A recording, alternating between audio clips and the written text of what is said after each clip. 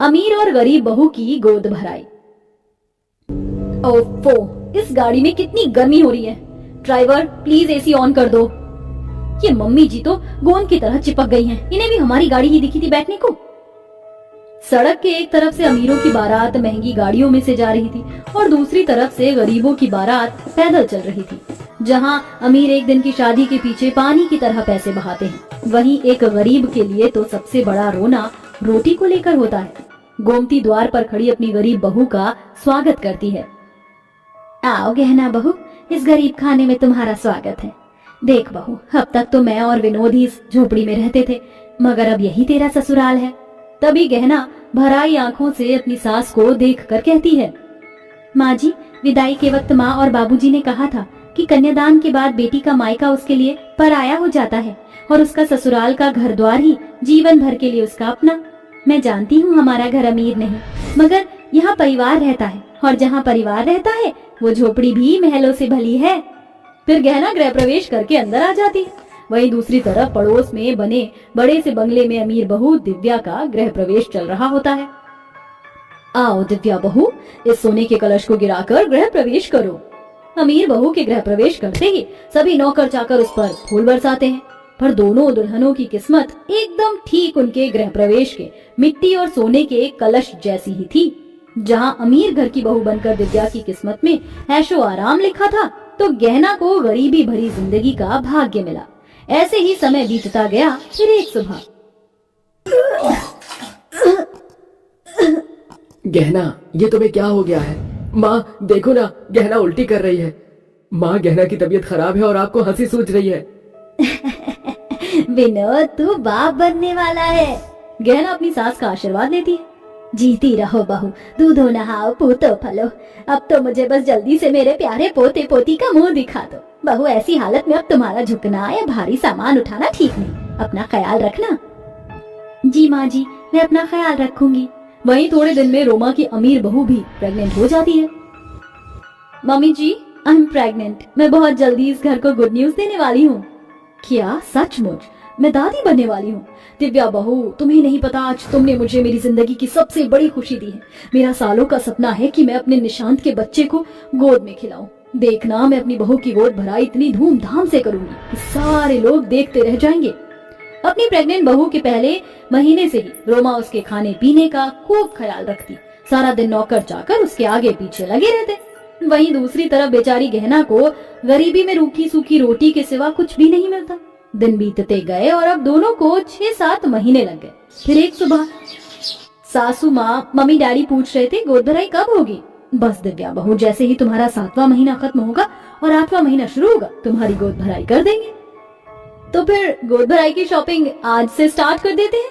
ये भी तो देखना है कौन से मेहमान आने हैं। उसी शाम रोमा अपनी अमीर बहू की गोद भराई की खरीदारी के लिए उसे लेकर जाती है। वहीं दूसरी तरफ विनोद कहता है, माँ, आज ना फैक्ट्री के मालिक की बेबी की गोद भराई थी। उन्होंने सभी मजदूरों को एक एक डिब्बा लड्डू का दिया है। मैं ये लड्डू गहना के लिए ले आया। अच्छा किया विनोद, गर्भवती औरत को बहुत कुछ खाने का मन होता है, मगर बेचारी बहू हमारे हालात देखकर मन मार कर रह जाती है। माँ, हम गहना का गोद भराई नहीं करेंगे क्या? बहू की गोद भराई करने का मेरा भी बड़ा मन है बेटा, मगर हाथ में पैसे भी तो नहीं है। विनोद बेटा, बड़ा अच्छा होता अगर तू थोड़ी बहुत पैसे मालिक से उधार मांग लेता, तो बहू की गोद भराई हो जाती। गोद भराई हो ये गहना भी चाहती थी। अगले दिन विनोद को फैक्ट्री से थोड़ा एडवांस मिल जाता है और गहना को लेकर गोमती साड़ी की दुकान में आती है। अरे भैया, कोई बढ़िया सी साड़ी दिखाना। ये देखिए माताजी, एकदम लेटेस्ट चली है ये साड़ी। कितने की है भैया? ये आपको 10,000 की पड़ेगी। ये सुनकर गोमती अपनी मुट्ठी दबा लेती है। गहना अपनी सास का लाचार चेहरा देखकर चिंता में आ जाती है। लगता है माँ जी के पास ज्यादा पैसे नहीं। एक मेरी गोद भराई के लिए मैं अपने परिवार को कर्जे में नहीं पड़ने दूंगी। माँ जी, गोद भराई ही करनी है, इतनी महंगी साड़ी लेकर क्या करना? वो देखिए, वहाँ ठेले पर कितनी सुंदर साड़ी है। हाँ हाँ, जाओ जाओ, तुम जैसे गरीबों को सस्ता माल ही हजम होता है। इतने में रोमा और उसकी अमीर बहू उस दुकान में आते हैं। अरे क्या हुआ भैया, इतने भड़के हुए क्यों हो? देखिए ना मैम साहब, इन गरीब सास बहू ने इतनी साड़ी खुलवा दी और खरीदी एक भी नहीं। तभी गहना की गरीबी पर हंसते हुए दिव्या घमंड दिखाकर बोलती है, इन गरीबों के पास पैसे होंगे तो खरीदेंगे ना इतनी महंगी साड़ी। आपको तो इनकी हालत देखकर इन्हें दुकान में घुसने ही नहीं देना चाहिए था। इतनी बेइज्जती के बाद बेचारी गरीब बहू की आंखों से टप टप आंसू गिरने लगते हैं। माँ जी चलिए यहाँ से। गरीबी के चलते गोमती अपनी बहू की गोद भराई के लिए ठेले से सस्ती साड़ी और कांच की चूड़ियाँ खरीद कर घर लाती है। वहीं रोमा अपनी बहू को उसके मन मुताबिक महंगी साड़ियाँ, ज्वेलरी, पर्स, मेकअप सब खरीदती है।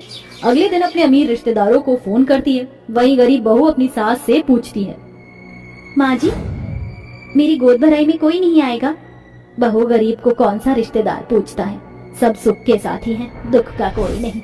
अच्छा मैं रोमा जी के घर गोद भराई का न्योता देकर आती हूँ और ये थोड़ा अचार भी ले जाती हूँ। फिर गोमती उनके घर आती है और दरवाजे पर से ही खड़ी होकर कहती है, नमस्ते रोमा जी।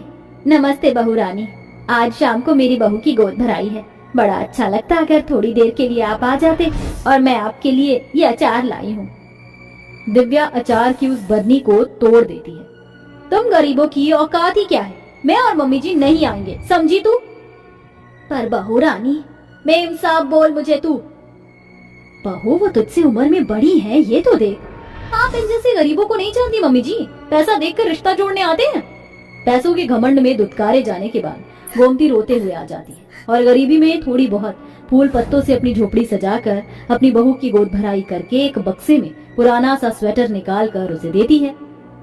ये लो बहू, तुम्हारी इस गरीब सास के पास तुम्हें गोद भराई में देने को सोना चांदी तो नहीं, बस ये स्वेटर है। जब विनोद मेरे पेट में था तो मैंने उसके लिए बुना था। माँ जी मेरी गोद भराई का इससे बड़ा तोहफा और क्या होगा कि मेरा बच्चा अपने पिता के कपड़े पहनकर पल जाएगा।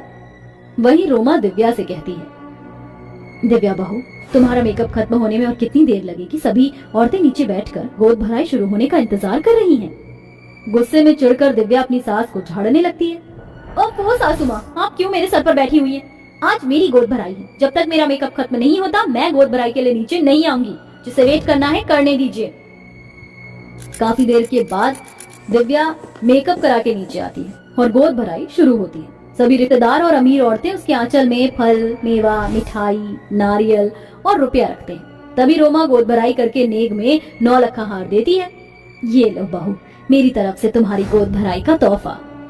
तभी अपनी सास की बात का बिना जवाब दिए दिव्या अपनी माँ को देखकर उठकर आगे बढ़ जाती है, जिससे उसकी गोद भराई का सब कुछ सामान जमीन पर गिर जाता है। मम्मी कैसी हैं आप? कब से वेट कर रही हूँ, कितनी देर लगा दी। दिव्या बहू तुम्हें पता भी है गोद भराई के बीच में उठकर तुमने कितना बड़ा अपशगुन किया। चलो वहाँ बैठो, अभी और लोग बाकी हैं। मम्मी जी आप मुझ पर इतना दामन क्यों चला रही हैं? यू नो व्हाट मम्मी, पिछले 1 घंटे से इन्होंने मुझे नमूना बनाकर बिठा रखा है। इसके पैर छुओ, उसके पैर छुओ। आपने क्या मुझे उस गरीब गहना की तरह समझा है? मैं वो नहीं हूँ। तो उस जैसी हो भी नहीं सकती दिव्या, समझी ना? उस बेचारी के जितना दुख न तूने देखा है न झेला है। दिव्या रोमा जी तेरी सास है, अब तो इस घर की बहू पहले है, मेरी बेटी बाद में, और उन्होंने तेरी भलाई के लिए बोला, समझी? बेटी तेरी खुशी के लिए इतना पैसा लगाकर इन्होंने इतनी धूमधाम से तेरी गोद भराई की, और अपनी सास की इज्जत कर, क्योंकि ये हकीकत है बेटी। किसी गरीब की बहू से जाकर पूछ जिन्हें इतनी खुशियां नहीं मिल पाती। अपनी माँ के समझाने पर दिव्या को अपनी गलती का एहसास हो जाता है और वो उसी वक्त गोमती के घर आकर उनसे माफी मांगती है। आंटी जी मुझे माफ कर दीजिए, आई एम रियली सॉरी, मैंने आपकी बेइज्जती की थी। कोई बात नहीं बेटी, रो मत, ऐसी हालत में तुम्हारा रोना बच्चों के लिए ठीक बात नहीं। गोमती दिव्या के आंसू पोंछकर उसे गले लगा लेती है और फिर रोमा के बंगले में एक साथ दोनों ही अमीर गरीब बहू की गोद भराई होती है। निरंजना जी भाई 6 बज गए, शाम की चाय मिलेगी कि नहीं? अजी ला रही हूँ। अशोक जी ये लीजिए चाय। पता नहीं कब तक मुझे ही रोटियां बनानी पड़ेंगी। कब करेगा कार्तिक शादी? मुझे कब बहू के हाथों की बनी बनाई रोटियां खाने का सुख मिलेगा? अरे तो आयुष की शादी कर दीजिए। कैसी बातें कर रहे हैं आप? बड़े बेटे के कुआरे रहते छोटे बेटे की शादी कर दूं? इतने में कार्तिक गले में वरमाला डाले काली लड़की को घर के अंदर लाता है, जिसे देखकर निरंजना आपत्ति जताकर कहती है, कार्तिक तूने शादी कर ली? अरे किस कोयले की खान को लेकर आया है?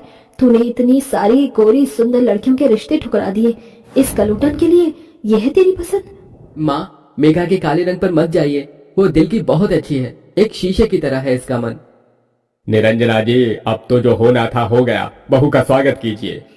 फिर निरंजना अपनी काली बहू का स्वागत करती है और मेघा कार्तिक के पीछे पीछे कमरे में आ जाती है, जहाँ कार्तिक को सोफे पर सोता देखकर मेघा कहती है, कार्तिक जी आप सोफे पर क्यों सो रहे हैं?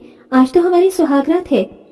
ये सुनकर गुस्से में तमतमाकर कार्तिक उसके मुंह पर एग्रीमेंट पेपर मारते हुए कहता है, अगर तुम भूल रही हो तो मैं तुम्हें याद दिला देता हूँ, ये शादी तुम्हारा मेरे साथ 1 साल का एग्रीमेंट है। 1 साल बाद मोना मॉडल बन जाएगी और उसका करियर स्टार्ट हो जाएगा, फिर मैं उससे शादी कर लूंगा और तुम्हें तलाक दे दूंगा। यू नो, तब तक ये ड्रामा करना पड़ेगा, वरना तुम जैसी काली लड़की की तो मैं शक्ल देखना भी पसंद न करूं। लाखों लड़कियां मरती हैं मुझ पर, देखो मुझे, कहाँ मैं कहाँ तुम। ये सुनकर मेघा का दिल टूट जाता है। वो रात भर रोती है। इस दुनिया में मुझसे अभागन दुल्हन शायद कोई और नहीं होगी।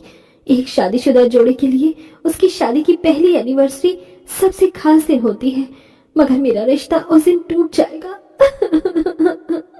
ये सोचते हुए रात भर बेचारी वो काली बहू तकिए भिगोती है। अगली सुबह होते ही साफ सफाई करती है, तभी आयुष किचन में आता है। भाभी, आपको अपने देवर से कोई मदद चाहिए? हाँ आयुष भैया, मुझे नहीं पता कि माँ जी बाबूजी को खाने में क्या पसंद है, आप बताएंगे? हाँ भाभी, माँ को दम आलू बहुत पसंद है और पापा को छोले पूरी पसंद है। भाभी आप कहो तो किचन में मैं आपकी हेल्प करूं? नहीं आयुष भैया, आप बस जल्दी से देवरानी ले आइए। तभी आयुष मेघा को कुछ ऐसा बताता है जिससे उसके होश उड़ जाते हैं। क्या आपने शादी कर ली है? भाभी धीरे, मैंने और दिव्या ने कल ही कोर्ट मैरिज की है। मुझे नहीं पता था कि आप और भैया भी कल ही बम फोड़ने वाले थे। इसका मतलब मेरी और देवरानी जी की पहली एनिवर्सरी एक ही दिन को होगी। इस बात को छुपाना ज्यादा दिन तक ठीक नहीं। सही वक्त देखकर माँ जी को ये बात बता दीजिए। थोड़े दिन में आयुष निरंजना को सच बता देता है, जिसके बाद दिव्या भी बहू बनकर आ जाती है। दिव्या बहुत ही गोरी और सुंदर होती है। शादी के 1 महीने पूरे हो जाने पर आयुष केक लेकर आता है। देवर जी, केक किस खुशी में? देवरानी जी का जन्मदिन है क्या? नहीं भाभी, आज हम दोनों की शादी को पूरा 1 महीना हो गया है, इसलिए आयुष ने ये प्लान किया। आज आपकी शादी को भी तो 1 मंथ एनिवर्सरी है। ये सुनकर मेघा की आंखें भर आती हैं। इतने में कार्तिक उस पर चिल्लाता है, मेघा, मेघा कहाँ हो तुम? यहाँ आओ जल्दी। जी आई। मेरी शर्ट का बटन टूट गया है, जल्दी से लगा दो। अब खड़ी होकर देख क्या रही हो, जल्दी करो। मेघा कार्तिक के करीब आकर शर्ट में बटन लगाने लगती है। तभी कार्तिक उसके काले रंग से चिढ़कर उसे दूर धक्का दे देता है। माँ! एक बटन लगाने को कहा था, तू तो खटमल की तरह मुझसे चिपक गई। अपनी औकात भूलने की कोशिश मत करना, चल हट यहाँ से। इतने में दरवाजे पर खड़ी दिव्या ये सब देख लेती है। मेघा भाभी, ये सब क्या था? यही मेरी जिंदगी की सच्चाई है दिव्या। एक औरत को अगर अच्छा हमसफर मिल जाता है ना, तो उसकी जिंदगी स्वर्ग बन जाती है, मगर एक जबरदस्ती के रिश्ते में बंधकर जिंदगी नरक से भी बदतर बन जाती है। हम दोनों के बीच पति पत्नी के रिश्ते जैसा कुछ भी नहीं है, क्योंकि मैं बदसूरत काली हूँ। ऐसे ही दिन बीतते हैं और एक दिन दिव्या कार्तिक का पीछा करती हुई उसे मोना से मिलते हुए देखती है। आओ बेबी, तुम्हारा मूड क्यों ऑफ है? मोना, मैं उस मेघा को और नहीं झेल सकता। बस कुछ दिन और बेबी, ये मेरे करियर का सवाल है। मुझे फोटोशूट के लिए 2 लाख रुपए चाहिए। असल में मोना सिर्फ कार्तिक का इस्तेमाल कर रही थी, क्योंकि वो एक बड़ी कंपनी का सीईओ था। दिन बीतते गए और दोनों की शादी को 1 साल होने आ गया। मेघा उन 1 सालों में हर दिन अपने पति के प्यार को तरसती रही और दोनों की एनिवर्सरी का दिन आखिरकार आ ही गया। हे ईश्वर, मैं आपका शुक्रिया अदा करती हूँ जो आपने मुझे आज ये खूबसूरत दिन दिखाया है। बस मुझे आशीर्वाद दीजिए कि मैं अपनी शादीशुदा रिश्ते को ठीक कर सकूं और अपने सुहाग पर आई बला को दूर कर सकूं, ताकि वो देख सके कि मैं उनसे कितना प्यार करती हूँ। भगवान के आगे प्रार्थना करते हुए बेचारी मेघा की आंखें भीग जाती हैं। तभी निरंजना दोनों को अपने पास बुलाती है। दिव्या बहू, मेघा बहू, यहाँ आओ। जी सासू माँ। तुम दोनों की शादी की पहली सालगिरह मुबारक हो, खूब खुश रहो। ये लो मेरी तरफ से तुम दोनों की एनिवर्सरी का तोहफा। निरंजना अपनी दोनों गोरी काली बहू को तोहफे में साड़ी देती है, जिसे पहनकर मेघा तैयार हो जाती है और मेघा सिंदूर लेकर कार्तिक से खुशी से कहती है, हैप्पी एनिवर्सरी कार्तिक जी। आज हम दोनों की शादी को पूरा 1 साल हो गया है। क्या आज के दिन मैं आपसे एक तोहफा मांग सकती हूँ? मैं चाहती हूँ आज आप अपने हाथ से ये सिंदूर मेरी मांग में भर दीजिए। गुस्से में बौखलाकर कार्तिक सिंदूर जमीन पर गिरा देता है और मेघा का हाथ मोड़ देता है। कार्तिक जी, ये आप क्या कर रहे हैं? मुझे दर्द हो रहा है। क्यों मेरी प्यारी काली बीवी, आज तो हमारी एनिवर्सरी है ना, तोहफा तो यादगार होना चाहिए। जितनी खुशियां मनानी है ना, मना ले, क्योंकि इस एनिवर्सरी के बाद तेरा इस घर में आखिरी दिन है। कार्तिक मेघा को धमकी देकर मोना से मिलने चला जाता है। वहीं आयुष दिव्या के लिए उस एनिवर्सरी के दिन को खास बनाता है। आयुष, आज तुम्हें ऑफिस नहीं जाना? आज ऑफिस बंद, क्योंकि आज मेरी एनिवर्सरी है, इसलिए आज की शाम मेरी बेगम साहिबा के नाम। अच्छा, अब जल्दी से आंखें बंद करो। अरे, अब कौन सा नया सरप्राइज है? आयुष तोहफे में दिव्या को नेकलेस देता है और बड़े प्यार से उसका मेकअप करता है, गजरा लगाता है। दूर खड़ी मेघा उदास मन से ये देखती है। दिव्या कितनी खुश है, आज उसकी एनिवर्सरी है। फिर क्यों भगवान, एक मेरी ही किस्मत में तू पति का प्यार और खुशियां लिखना भूल गया। आंसू पहुंचकर मेघा टूटे मन से शाम को तैयार होकर कार्तिक के आने का इंतजार करती है। मोना, आज तो मेरे साथ घर चलोगी, मैं तुम्हें अपने मम्मी पापा से मिलवाना चाहता हूँ। आई एम सॉरी कार्तिक, लेकिन मैं तुमसे प्यार नहीं करती। मैं तो बस तुम्हारे साथ टाइम पास कर रही थी। मुझे शादी वादी के चक्कर में कभी पड़ना ही नहीं था। वो तो मुझे एक ऐसा इंसान चाहिए था जो मेरे खर्चे उठा सके, और अब मुझे तुमसे भी अमीर बंदा मिल गया है। मोना, तुम मुझे इस तरह से धोखा देकर नहीं जा सकती। मोना कार्तिक को धक्का देकर चली जाती है। कार्तिक खूब शराब पीकर घर आता है। अजी, आ गए आप? मैं खाना लगाती हूँ। मुझे भूख नहीं। थोड़ा सा खा लीजिए, आज सब कुछ आपकी पसंद का बनाया है।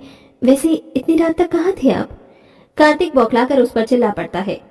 मेरी बीवी बनने की कोशिश मत करो, हमारा कांटेक्ट खत्म हो चुका है। चली क्यों नहीं जाती तुम? या फिर तुम्हें भी पैसा चाहिए? पैसा चाहिए जाने का? बोलो बोलो ना। इतने में मेघा का सब्र का बांध टूट जाता है और वो गुस्से में कार्तिक का गिरेबान पकड़ लेती है। बस बहुत हो गया, जाना होता तो कब की चली गई होती। ये मंगलसूत्र, ये सिंदूर सिर्फ नाम के लिए नहीं लगाती, बल्कि मेरे लिए ये 7 फेरे का बंधन है, जिसे कोई एग्रीमेंट, कोई अदालत नहीं तोड़ सकती। जानती हूँ ये शादी आपके लिए कुछ भी नहीं, मगर मेरे लिए सब कुछ है, क्योंकि प्यार करती हूँ मैं आपसे कार्तिक जी।